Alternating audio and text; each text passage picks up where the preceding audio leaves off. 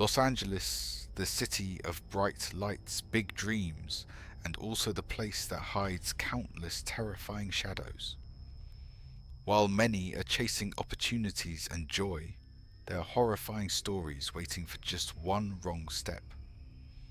Today I'm going to tell you about the worst nightmare of a young woman, a nightmare in the heart of the City of Angels. Turn off the lights, put on your headphones, and get ready to embark on a chilling journey like never before. Story 1. The Haunting in the Alley of Los Angeles. There are moments in life when you know that one small decision can change the course of your fate. The story I'm about to tell is one of those moments, a terrifying experience that happened in the heart of Los Angeles, where the daylight could not chase away the ominous darkness lurking in the hidden alleys. It was a late spring evening when I was walking back to my apartment after a long, tiring day at work. The neighborhood I walked through was never particularly safe, but that night everything felt eerily quiet. The only sounds were the wind blowing and the flickering streetlights casting ghostly shadows on the old crumbling walls. I walked down the familiar street, trying not to think about the horrifying stories often told about this area's Skid Row, where lost souls and homeless people wandered amidst the trash and the society's neglect. As I passed a narrow alley, I suddenly noticed a hunched figure near a worn-out trash can. The figure, though just a woman with her hair tied back in a ponytail, made my heart race. The sound of something being chewed in a horrible wet and dry way echoed in the silence like a grotesque creature tearing something living apart. Curiosity, or perhaps my instincts, made me stop cautiously approaching the figure. The small flashlight on my keychain flickered, casting a faint light on a horrifying sight.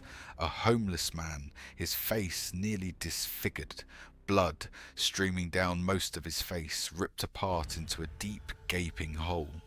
Resting on his chest was a tongue laid flat amidst a pool of blood. The stench of rot, a mixture of fresh blood and decaying flesh, almost made me faint.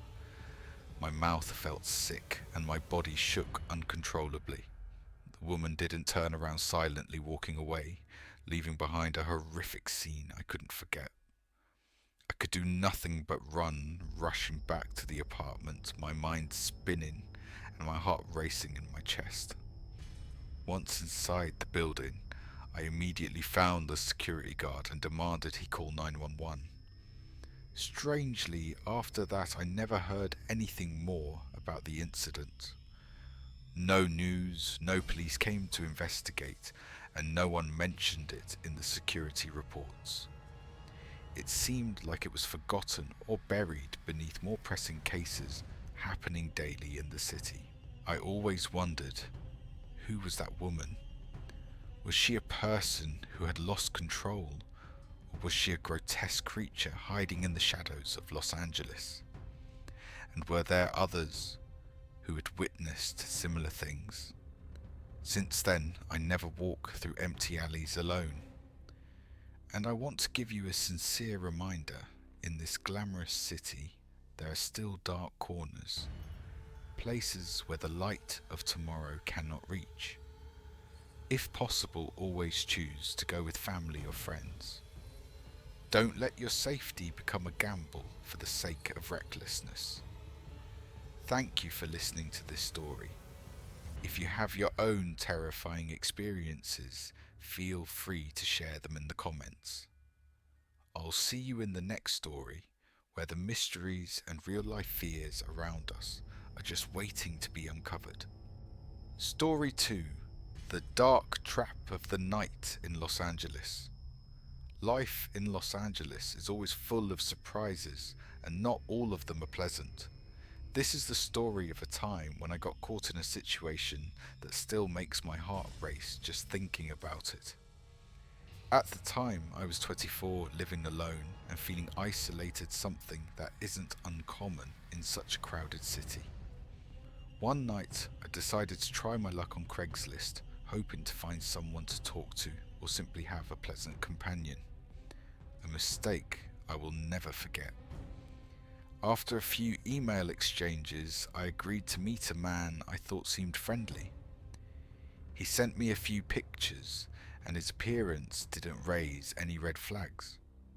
When he picked me up, I had a feeling something was wrong, but I couldn't pinpoint what it was. The way he looked at me, his body language, everything made me feel uneasy. We didn't head straight to the coffee shop like we had planned, but instead he took me to a nearby drugstore. He said he needed to return a few items to get money for drinks, but I felt something was off and wanted to get away from the situation. However, out of politeness and hesitation, I went along with him. Things started to take a more terrifying turn when he suggested we go back to his apartment. I wanted to refuse, but didn't feel I could. We parked in an underground garage and he left me in the car alone. I wanted to run right then, but I didn't have the chance. When he returned, it was clear he was high. His eyes were glazed over, his speech slurred, and his movements were erratic.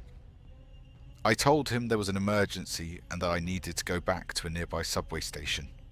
He agreed, but things quickly escalated. We got on the highway and I realized he was driving past the exit I needed to take. I tried to point it out to him, but he ignored me. The car veered left, heading farther away from the city and toward desolate land. I struggled to stay calm, looking around and realizing we were approaching an interchange where I couldn't just jump out without risking my life. A final thought flashed through my mind. I had to take control of the car. Summoning all my courage, I grabbed the steering wheel and swerved hard to the right. He was shocked, unable to react in time, and the car swerved, hitting the guardrail. But that wasn't the end. I was suddenly under attack.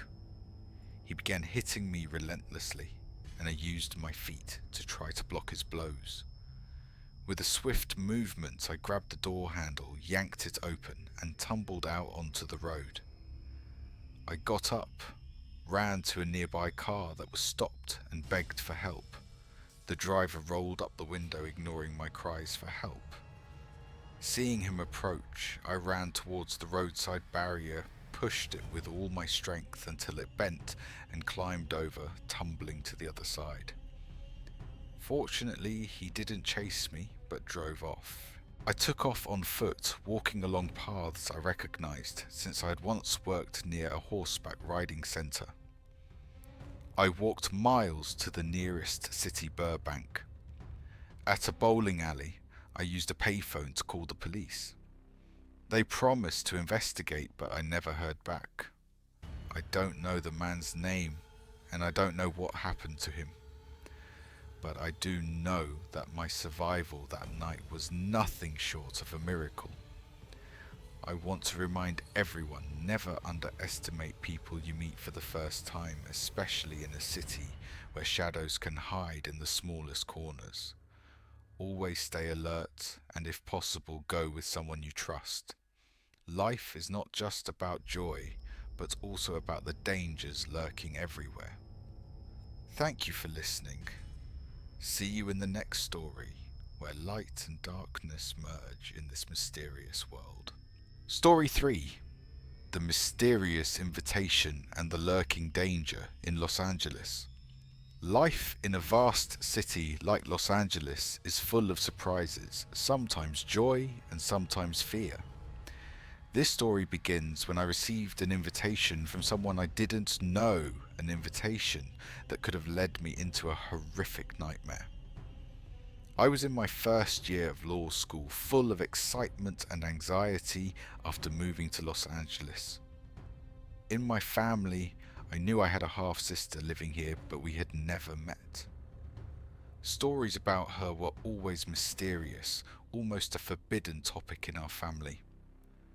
One day I received a friend request on Facebook from an account that looked identical to my sister's, with many mutual friends and seemingly authentic pictures.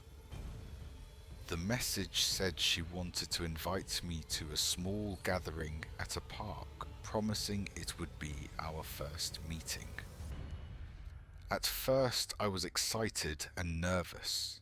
Could this be an opportunity to build a family bond, or was it a prank? But the park was in a notoriously dangerous area, a place locals often avoid after dark. I felt an uneasy instinct. I declined the invitation and instead asked a close friend to help me get in touch with my sister. Luckily, she agreed to meet me at my friend's house, a much safer location. We had a wonderful evening eating, watching movies, and talking openly about the past and present. However, I couldn't stop thinking about that strange Facebook account. After asking my sister, I learned she hadn't used Facebook in years and had been impersonated online multiple times. It seemed someone had taken advantage of her images and information to impersonate her, intentionally luring me to that dangerous area. Fear surged within me as I realized someone knew I had just moved to the city, knew I wanted to meet my sister, and had used this trick to lure me into a trap. I didn't know their real intention. Maybe it was a scam, or worse. This experience made me more vigilant than ever. I started learning how to recognize warning signs, avoid vague invitations, and always stay in touch with close friends so I would never feel alone in a crowd. Los Angeles is a beautiful city, but it also has its terrifying corners.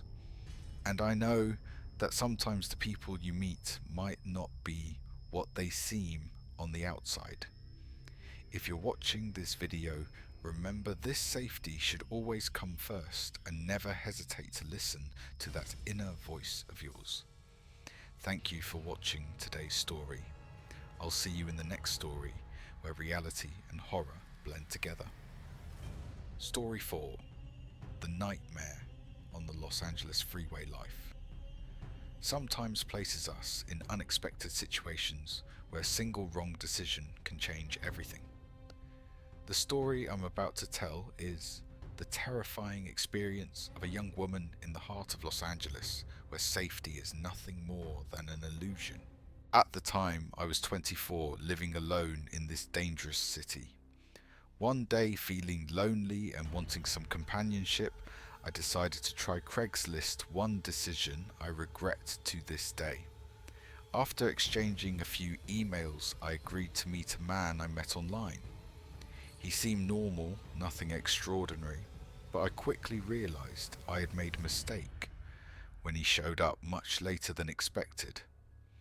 Instead of going to the coffee shop as we had planned, he drove around and then stopped at a pharmacy. I felt very uncomfortable but didn't want to make a scene. He then said he needed to stop by his apartment to pick something up, which made me want to run right then. However, I was too shy and polite to refuse, so I stayed in the car. When he returned, I could clearly see that he was high. At that point, I lied and told him I had received an urgent call and needed to be dropped off at the nearest bus station. He agreed, but then he drove past the exit I needed to take. When I pointed it out, he ignored me and continued swerving into the left lane further and further away from the safe area. I asked him what was going on, and he coldly and threateningly replied, "I'm not taking you anywhere. I just want to play with you." I panicked, wanted to call the police, but my phone had fallen under the passenger seat after he slapped me hard in the face. With no other option, I had to stay calm and wait for the right moment. When we approached a major intersection, I gathered all my strength and yanked the steering wheel to the right. He was taken by surprise, unable to react in time, and the car slammed into the guardrail with a loud crash. While he was panicking and hitting me, I quickly opened the door and jumped out, running to a car parked nearby. I knocked on the window and screamed that the man had tried to kidnap me. The driver quickly called the police, but when I looked back, the man had already run off, leaving the damaged car by the roadside. I stumbled over the fence, climbed over, and ran to the nearby trails where I'd once worked at a horseback riding centre. I walked several miles to the nearest city and called the police from a bowling alley. Since then, I've never forgotten the overwhelming fear of being threatened by a stranger right in the heart of the city. Even though the police didn't follow up on the case thoroughly, I still hope that the man was brought to justice. If you're listening to this story, always stay alert. Never be complacent when meeting or dating strangers, especially when you're alone in a vast city full of hidden dangers. Thank you for joining me through this horrifying experience. Always stay safe and don't hesitate to share your story. See you in the next chilling tale. This story is a powerful reminder that in life we can't always choose where we stand, but we can always choose how to protect ourselves. If you've ever experienced something similar, or know someone who has, don't hesitate to share. Thank you for listening, and remember, in the shadows of the city, nightmares are always waiting. See you in the next chilling tale, buddy.